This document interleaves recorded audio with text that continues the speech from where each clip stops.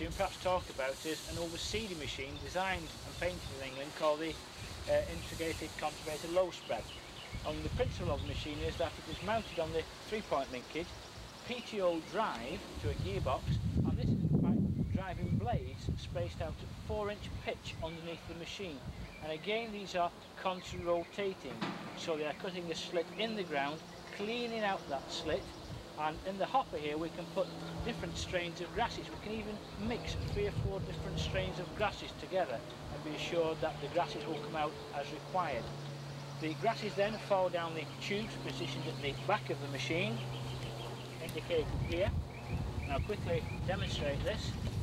Now you see the seeds coming out, and these fall into the grooves which we've just cut with very, very little surface damage whatsoever.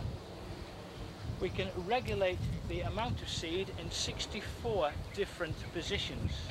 Position here on the machine is a gearboxer with 1 to 16 setting on it. By quickly taking off these gears, as I'm doing here now, we can swap this gear from that position there, giving us 32 different changes. Supplied with the machine are 4 gears and all, and by swapping those over we get our 64 variations of seed. If you're worried about safety aspect of the machine, perhaps stones or pieces of wood lying on the area unnoticed by the tractor driver, position in this point here is a 26 horsepower slipping clutch.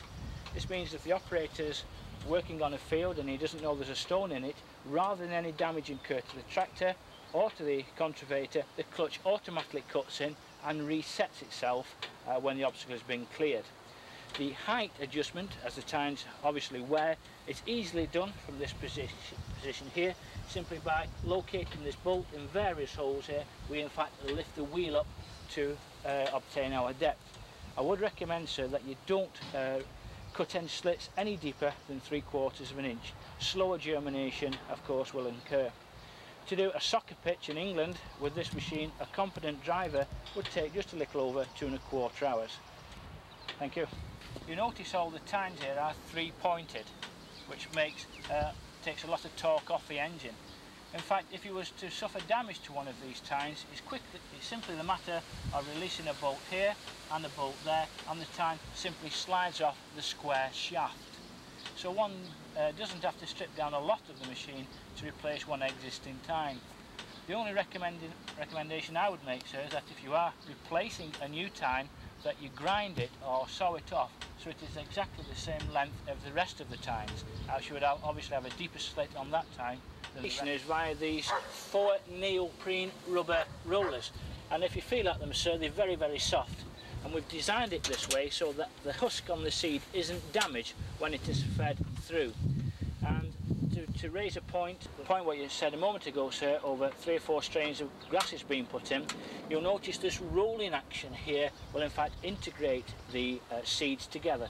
So the smaller seed, of course, does not fall down to the bottom as in most cases, and we get a reasonable spread of seed through its working width. And as you can see, here are the grooves or slits here, spaced out at some 4 inches.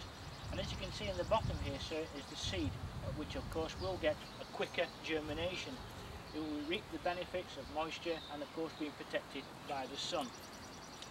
What I would do, sir, if you've done a soccer pitch or a rugby pitch or outfield, is just to put a drag mat or a harrow over it, and the loose soil which is deposited on the top here, just simply knock it back to gain even quicker germination.